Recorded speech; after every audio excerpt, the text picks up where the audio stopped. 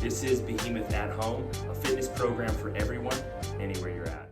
For our warm-up today, we're gonna do 3 rounds, 5 air squats, 3-second tempo down, and 1 second to stand. Nice and smooth movement there. 5 one-arm high pulls per side, loaded or unloaded, up to you guys, and based on your range of motion, what you guys have access to. And then we are gonna do 30 seconds of mountain climbers. Let's dive in and take a look at what these movements are gonna look like. Okay, for our air squats, feet are shoulder width, good strong arches in our foot, and we are simply gonna go down for 3 seconds, 2, 1, and then stand with control. Just kind of prepping our lower half joints for the day. 1, 2, 3, 1, all right? Not adding speed to that movement, 5 reps there. Then we're gonna dig into some high pulls. Before we use weight, always like to get ourselves into the appropriate high pull position. So we take one arm, we lift the elbow as high as we can, making sure it stays above the wrist, all right? Making sure that we do not have any pain, pinching, or discomfort here in this range. We're going to demand the same range of motion if we add load. So, we add load, we want to hit the same range of motion. Elbow stays above the wrist, and we're going to go slower down, then up. 5 repetitions per side.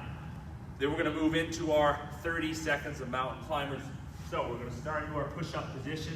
We're just going to drive our knee up. Okay, if you notice, I'm not even really touching my foot up here by my hand. I'm simply doing a prone high knee. Okay, I'm going to go for 30 seconds there. 30 seconds is probably 30 high knees per leg. So you guys can feel that on out as you move through that warm-up. 3 rounds through all of that. Some more heavy, slow resistance work today, and we're gonna focus on the elbow joint and the connective tissue around it. So we're gonna do every 3 minutes for 9 minutes, that's 3 sets. We're gonna do 8 bilateral bicep curls at our 4-0-3-0 tempo. Remember, when we're looking at 4-0-3-0, the tempo is the game changer here. So we're gonna take 3 seconds to go up and 4 seconds to go down. Remember, investing some time and energy into this is going to be great to create some happy and healthy joints, and we want a load that probably feels like an 8 out of a 10 scale of difficulty if you have access to it, whether you're using a barbell, a dumbbell, a kettlebell, even a bumper plate can work. For the most part, the first few reps should feel relatively simple, and then as we start moving into the middle repetitions and towards the end of the repetitions, the tempo is going to make executing on those reps very challenging. So let's take a look at some options, and let's look at what this tempo is going to look like for our bicep curls.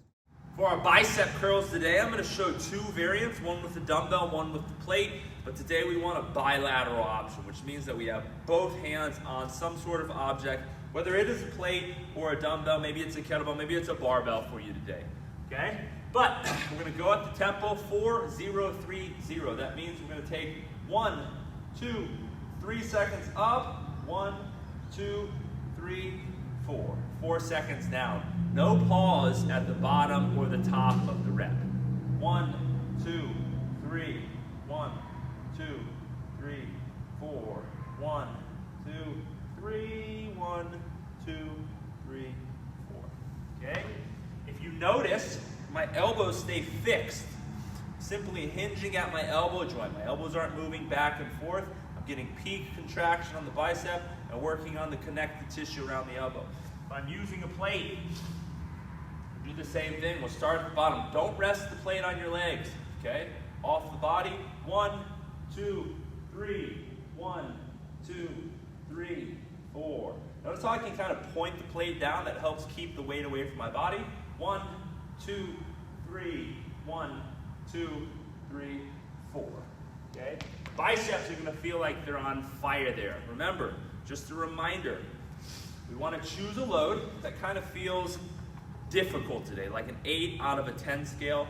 First few reps shouldn't be too challenging, but as we start creeping toward those middle reps and those last reps, we're really going to contemplate whether we can hit the repetitions with the tempo and the load that we're using.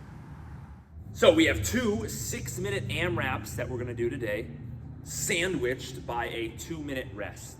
Our first 6-minute AMRAP is going to be 25 goblet squats, followed by a 40-meter goblet walk or march in place. 2 minutes rest, Then we're gonna go into one more 6-minute AMRAP where we're gonna do another 25 goblet squats, and we're gonna follow it up with 200 meters of running. So we have a lot of squatting that we're gonna do, obviously. When we're looking at a load, we wanna challenge ourselves with the goblet squat today. We want a load that we can do all 25 in a row or with one subtle break, knowing we're never gonna fail one of these goblet squats. So whether you use a kettlebell, a dumbbell, maybe even a barbell in the front rack, we wanna utilize an option where we are doing more squats in a row rather than breaking, all right, and splitting those repetitions up. When we're looking at our 40-meter goblet carry, this is gonna be a challenging hold, and it's pretty much the same hold that you would do for your goblet squats. We're gonna do 40 meters, that can be 20 meters out, 20 meters back, or that can be basically 40 marches in place or 20 steps out, 20 steps back. Big focus for this 6-minute AMRAP is try to not put the dumbbell down. I know it's challenging, but I know you guys can do it, okay? 2 minutes rest, and then we're going into another 6-minute AMRAP, 25 goblet squats with the same intention in mind. No more than one break, never gonna fail a goblet squat. And then your 200-meter run, we wanna hit that with a sense of urgency and try to keep that around a minute or less. For our goblet squats, 25 goblet squats, a lot of squatting today, as you guys can tell. We want to choose a load that you can do all 25 in a row with, as always, or you're going to have no more than one break. Okay? If we're using a dumbbell, we're going to harness the dumbbell to the chest. This is our goblet position, and we're simply going to do our squats. Okay? 25 reps.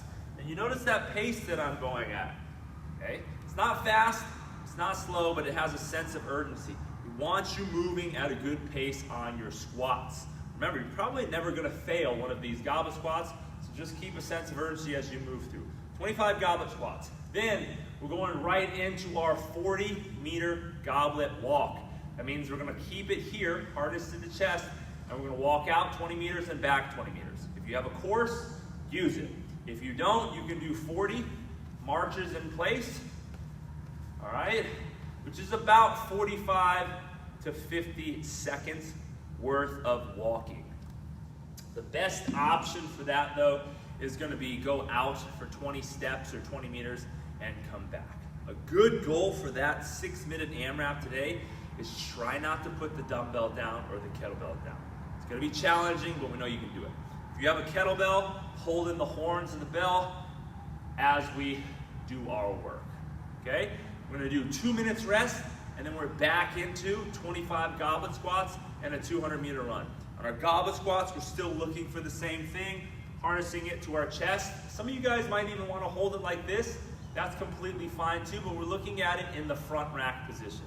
If you have a kettlebell, holding the horns of the bell. You can even hold the head of the bell. If you guys wanna use a dumbbell, front rack position there, okay? 25 reps, followed by a 200-meter run. Ideally on the 200-meter run, you got a 200-meter course. Out 100, back 100. If you don't have access to running out and back, you can run in place for a minute. You can count your steps and then replicate each time you need to run.